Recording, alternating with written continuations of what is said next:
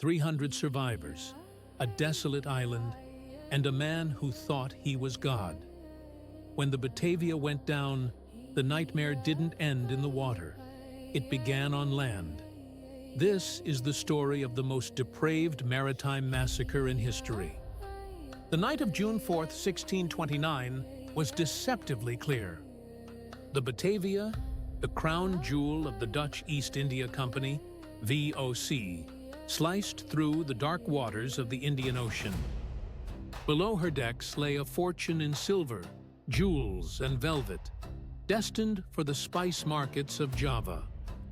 But the ship carried a cargo far more volatile than silver, a brewing mutiny, and the ego of a man named Geronimus Cornelis.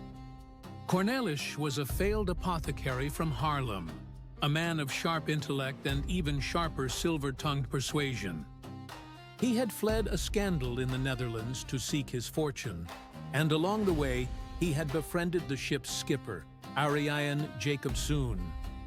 Together, they had planned to seize the ship and its riches. But nature had a different plan.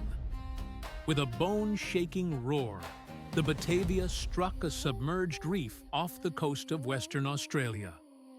The sound was like the world itself splitting open. As the hull groaned and the masts snapped like toothpicks, the dream of a pirate kingdom dissolved into a nightmare of survival. Most of the 300 passengers and crew managed to scramble onto a cluster of desolate limestone islands known as the Houtman Abrolhos. These were not tropical paradises. They were sun-scorched, waterless rocks where the only thing more scarce than shade was hope. The ship's commander, Francisco Pelsaert, knew they would all die of thirst within days. In a desperate gamble, he took the only seaworthy longboat and a handful of sailors to search for water. When that failed, he made the unthinkable decision to sail all the way to Java, nearly 2,000 miles in an open boat, to bring back a rescue ship. He left the survivors in the hands of his second-in-command, Geronimus Cornelis. What followed was not a struggle for survival, but a descent into madness. Cornelis was a nihilist and a psychopath who believed that if God didn't exist, everything was permitted. He realized that if a rescue ship did return, he would be hanged for his earlier mutiny plots. His solution? To kill enough of the survivors so that he and a small band of loyal soldiers could seize the rescue ship when it arrived and turn it into a pirate vessel. Cornelis began by consolidating power. He confiscated all the weapons and food. Then he began the thinning. He sent groups of people to nearby islands under the guise of searching for water, then sent his executioners to slit their throats in the night. He didn't just kill for survival, he killed for sport. He forced women into sexual slavery and made his followers commit murders to blood them, ensuring they were too guilty to ever turn back. However, Cornelis made one fatal mistake.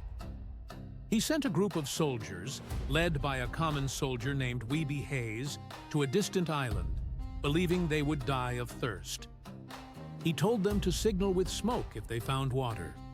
To his shock, Hayes and his men found a natural spring. Even more, they found a way to survive on wallabies and seabirds.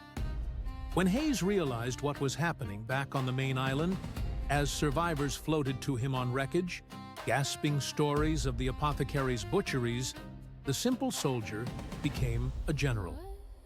The survivors on the high island built a fort out of limestone blocks and sharpened sticks. When Cornelis's musket-wielding thugs attacked, Hayes's men, fueled by the desperation of the righteous, fought them off with stones and sheer courage. The war for the islands reached a fever pitch just as a sail appeared on the horizon. It was Pelsaert, returning on the Sardam months later.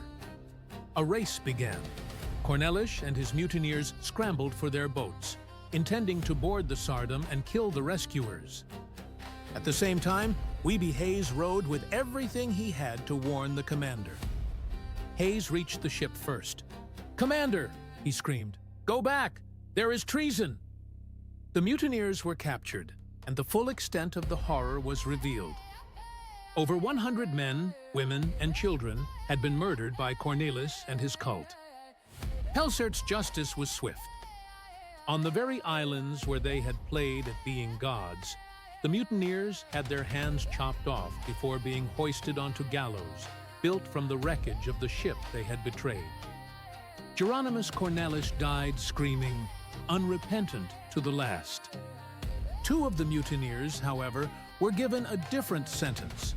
They were marooned on the Australian mainland, becoming the first Europeans to ever inhabit the continent.